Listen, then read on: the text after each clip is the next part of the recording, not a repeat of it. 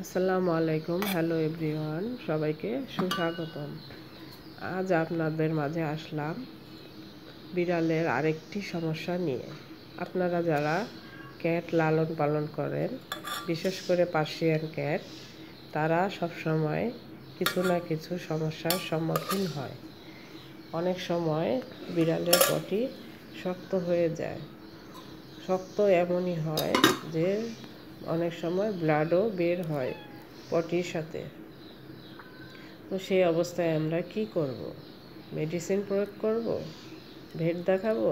না, আপনারা সবাই ক্যাটকে সাধারণত সবজি খাওয়ানোর অভ্যাস করবেন। তাহলে হবে কি, সবজি খাওয়ালে যে কোনো সমস্যার সমাধান খুব দ্রুত করা যায়, ভেট এবং মেডিসিন ছাড়া।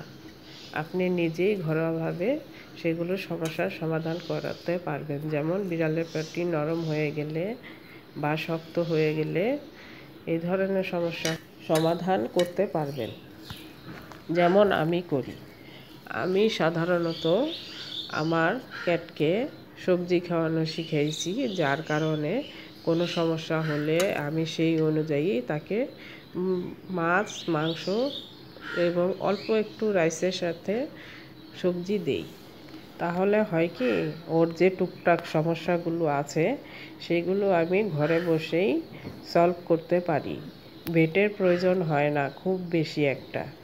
হয়তো কোনো বড় ধরনের কিছু হলে আমি ভেট দেখাই, কিন্তু সাধারণত যে সমস্যাগুলো হয় সেগুলো আমি নিজেই ঘরোয়াভাবে সমাধান করে থাকি। আমার বিড়ালের পটি শক্ত হয়ে গেছে, সেই ক্ষেত্রে এখন আমি করছি কি, ওদেরকে মিষ্টি কুমড়াটা বিড়ালের পেটের জন্য খুবই উপকারী। আর মাছটাও পেটটাকে একটু নরম করে যেহেতু, তাই আমি মিষ্টি কুমড়া নিয়েছি, সাথে চিকেন এবং সুরমা মাছ। এগুলো আমি একসাথে পানি দিয়ে সিদ্ধ করে নেব। লবণ, মশলা, তেল এ সমস্ত কোনো কিছুই আমি ব্যবহার করব না। লবণ, মশলা এবং তেল জাতীয় জিনিস বিড়ালের জন্য হারাম। এগুলো দিলে ওদের লোম ঝরে যায় এবং বিভিন্ন প্রকার সমস্যা হয়।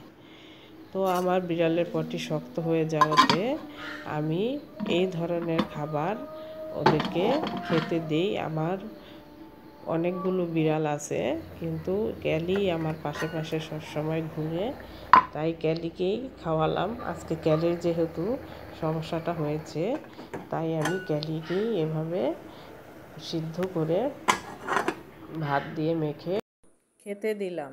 আশা করি আপনাদের ক্যাটদের পটি শক্ত হয়ে গেলে এভাবেই সমাধান করবেন। খোদা হাফেজ।